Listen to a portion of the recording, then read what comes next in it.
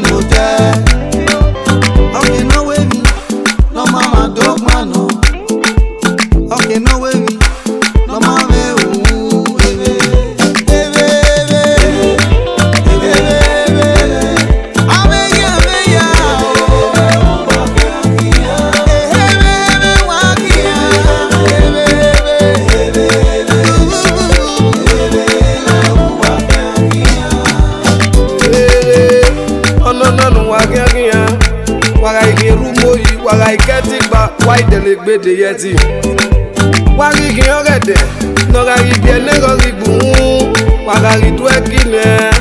Why are you bossing your work? Why are you go? And Robert Dogaria go. And you know we had your body, my cure. Give me give you one.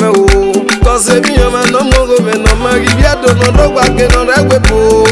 Would your body a cure? A queen no can